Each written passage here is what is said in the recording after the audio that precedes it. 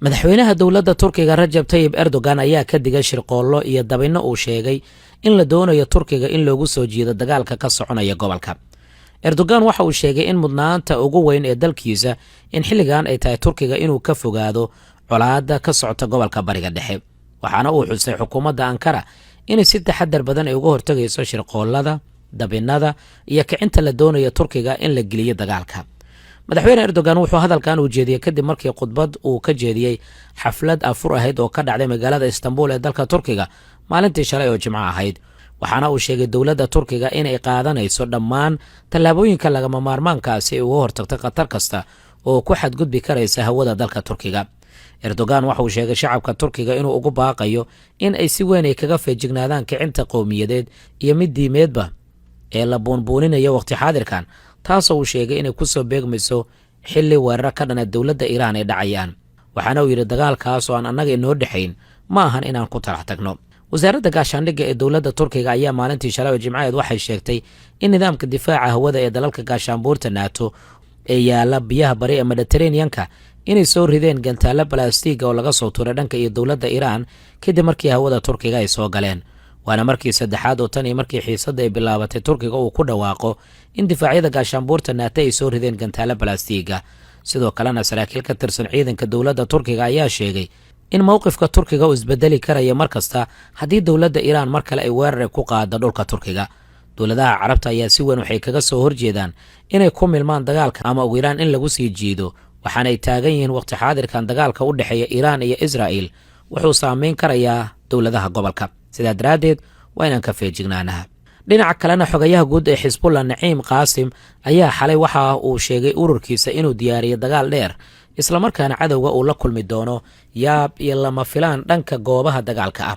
Qaasim ayaa hadalkan waxa uu ka jeediyey magaalada Bayruud, waxaana uu xusay Xisbullah inay casharro iyo waayo aragnimo ka qaadatay dagaaladii hore ay la galeen Israa'iil. waxaana sidoo kale uu sheegay Israa'iil inaysan haysan bartilmaameed rasmi ah iyo sabab ay dagaalka u gashay, isagoo xusay in xaaladda hadda jirto ay noqotay kuwo sahlan inay la dagaalamaan cadowga sida uu hadalka u dhigay si loo wiiqo awoodda Israa'iil islamarkaana lagu qasbo in heshiis ay qaataan. Naciim Qaasim wuxuu ku adkaystay in Israa'iil aysan awood u lahayn inay gaarto hadafkeeda dagaalka, waxaana uu sheegay in dagaalka Xisbullah ay kula jirto uu noqonayo dagaal iska caabin oo ka dhana weerarada Israa'iil ee dhanka Lubnaan. sidoo kale wuxuu sheegay in dagaalkan uu yahay mid difaac oo sharci ah. hogaamiyaha Xisbullah waxaa intaasuu ku daray in dagaalkan uusan u socon cid kale balse uu dagaalkan Lubnaan uu gaar u yahay laguna difaacayo dalka iyo shacabka. Qaasim ayaa sidoo kale waxa uu sheegay in Lubnaan ay wajahayso weerar joogto oo dhanka Israa'iil ka yimaada muddo 15 bilooda, isagoo tilmaamay in haddii iska caabin la waayo ay jiri karto khatar ah in dalkaasi gebi ahaanba burbur iyo dabargo uu wajaho. waxaa sidoo kale uu sheegay in xalal diblomaasiyadeed si weyn ay u fashilmeen intii ay joogteeyeen dilalka, barakicinta iyo burburka Israa'iiliyiinta ay ka geysanayaan gudaha dalkaasi Lubnaan. 2 maalin ka hor Xisbullah ayaa ku dhawaaqday howlgalka ay ugu magacdareen Al-Asaf Al-Ma'kuul iyaga oo kordhiya weerarada ay ku qaadayaan gudaha Israa'iil si ay kaga jawaabaan duqeymaha Israa'iil oo meelo badan oo Lubnaan ka mid ah lagu garaacay.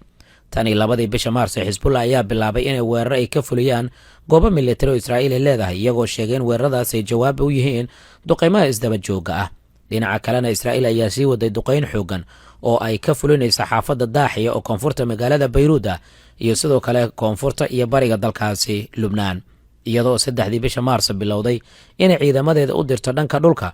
howlgallo kooban ay doonayeen inay fuliyaan, laakiin waxay u soo laabteen dib kadib markii iska caabin xoogan ay kala kulmeen ciidamada Xisbullah ee dhanka dhulka. waan arki doonaa guud ahaan arrimahan waxyaabaha ka soo kordha, iyadoo xalay duqeymo culus la isweydaarsaday. qaraxyo waaweyn oo ilaa 15 gaarayna waxaa la sheegay in laga maqlay gobolka shidaalka ee dowladda Iiraan ay ka dhoofiso waa berigii maanta. seeriga digniinta ayaa sidoo kale isqabsaday deegaanada Israa'iiliyiinta ee ku deegaamaysa dadka shacabka ah. madaxweyne Trump waxa uu sheeganayaa in la burburiyay xarumihii difaaca ama nidaam difaaciyeedii jasiiradda lagu magacaabo Qark, inkastoo wakaaladda wararka ee Faris News Agency ay baahisay warkaasi inuu yahay mid been abuur ah. xaaladan waxyaabaha ka soo kordha waan kula wadaagi doonaa insha Allah. like saar muuqaalka la wadaag saaxiibadaada, waad mahadsan tahay. nabadgelyo.